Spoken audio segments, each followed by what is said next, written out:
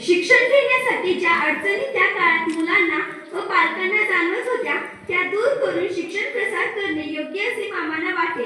म्हणून तर श्री शिवाजी बोर्डिंगची स्थापना भाषित करून नव्या शैक्षणिक विचारांची व प्रगतीची मुहूर्तमेढ 1934 साली रोवली. मामांची शिक्षणाविषयीची उदार विचारसरणी ही एखाद्या शिक्षण तज्ज्ञाला लाजवेल अशीच होती.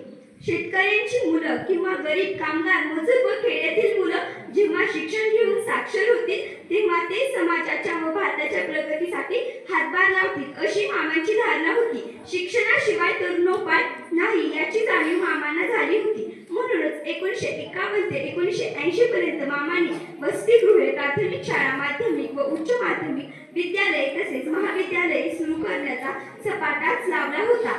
सोलापूर व उस्मानाबाद जिल्ह्यातून एक शैक्षणिक क्रांतीच मामांनी घडवून आणली. कर्मवीर मामांना शिक्षणाचे महत्त्व खूप वाटत होते.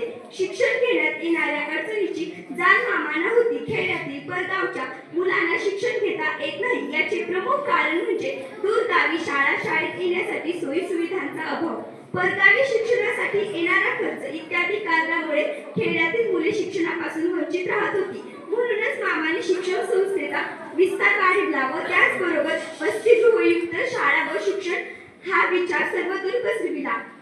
मामांनी वसतिगृहयुक्त शिक्षण सेवा देण्याचा यशस्वी प्रयत्न केला. प्रत्येक विद्यालय व महाविद्यालयासोबत एक वसतिगृहाची योजना मामांनी अंमलात आणली. खेड्यातील बहुजनांची मुले शिक्षण न घेण्यामागचे एक कारण असेही होते की ते शहरातील किंवा शाळेतील वातावरणात समरस होऊन शिक्षण घेत नसत. पण मामांनी आपल्या प्रत्येक शाळा, महाविद्यालय व वसतिगृहामध्ये मुलांना आवडेल असे ग्रामीण वातावरण निर्माण करून शिक्षणाचे धडे व संस्कार देण्याचे कार्य केले.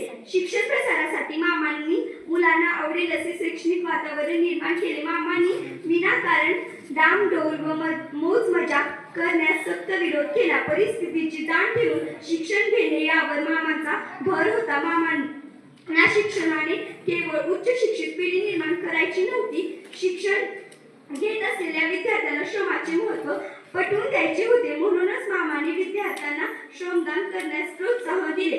संस्थेच्या मालकीच्या 3 विहिरी असो किंवा शेती विकास योजना असो यांच्या माध्यमातून मामांनी वसतिगृहातील मुलांना शेतात काम करणे, आपला परिसर आपण स्वच्छ करणे, शाळा बांधकामात मदत करणे इत्यादी कामांच्या माध्यमातून मामांनी स्वावलंबन तसेच श्रमदानाचे महत्त्व विद्यार्थ्यांना पटवून दिले. शिक्षणाद्वारे सक्षम हात स्वावलंबी नागरिक तसेच